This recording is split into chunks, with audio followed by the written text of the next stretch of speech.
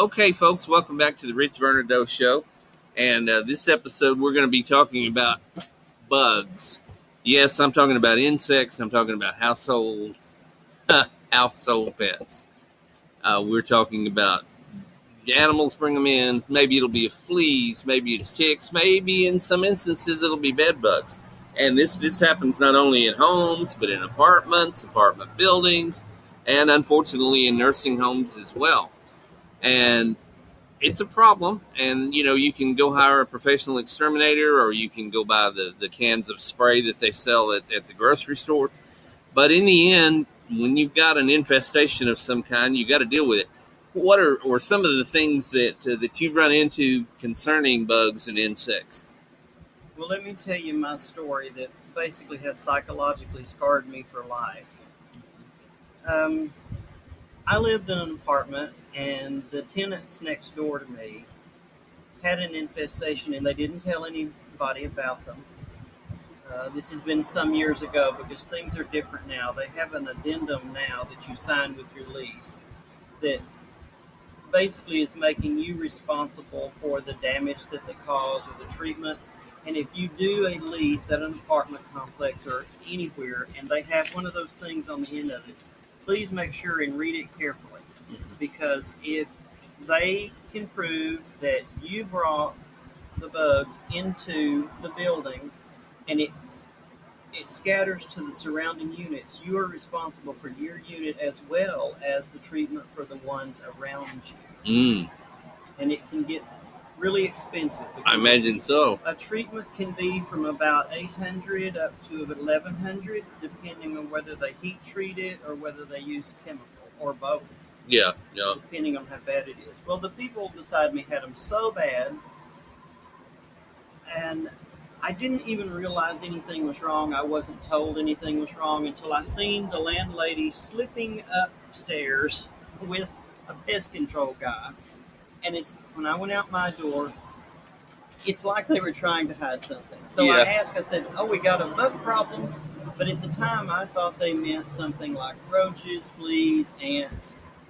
And they was acting really funny about it. And I still did not know until one morning, actually early. I woke up and something was coming over the edge of the mattress right at my face.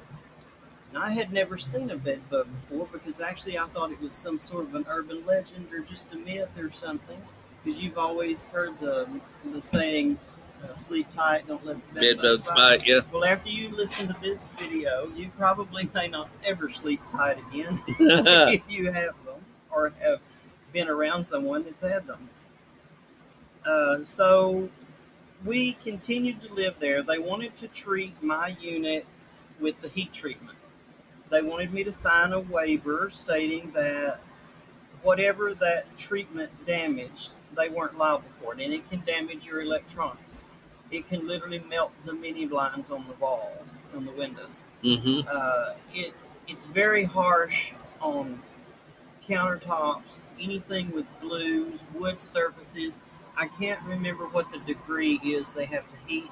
It's well over 100. I want to say it's between 105 and 120, but I'd have to investigate that. And it's for hours. This takes hours to do this. 3 to 6, I believe, is what you have to treat one. Well, anything that hot, that long, in that small of a space, it's going to damage something. Of course it will. I wouldn't sign it. Right. So they told me, okay, if they get into your place, you're going to be liable for it. Well, they were already in my place at that time. And so I tried everything I could think of to get rid of them at the time. Well, the day that I was heat treating the sheets and I put them in the dryer like I had been doing for weeks, you're supposed to take all your linens off your bed and heat treat it every morning for 30 minutes on high.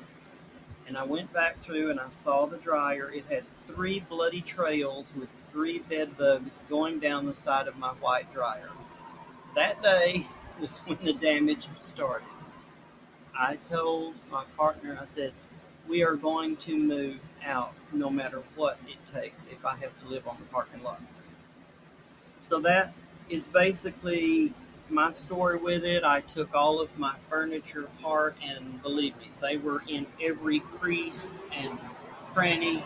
So we ended up just getting rid of everything except for the clothing and the mattress. I put the mattress up on cinder blocks. I surrounded it with duct tape. I literally lost my mind dealing with this Mm-hmm. because if you'll research a little bit on the bugs, they don't have to eat, but like every or feed as they call it, every 3 days. Um, they can live up to 99 days without a blood meal. Yes. Yes. There's a lot of things about them. When they bite you, it doesn't show up on most people for a few days, so you're pretty much infestated with them before you realize what's going on. And there'll be like 3 dots, 3 bites in a row is generally a telltale sign that you've got that's what's wrong, especially in the middle of the nights when it's going to happen. It can happen in daytime if you have them badly enough, and that's kind of my story. Wow. How I So, ended up. people, you heard it there.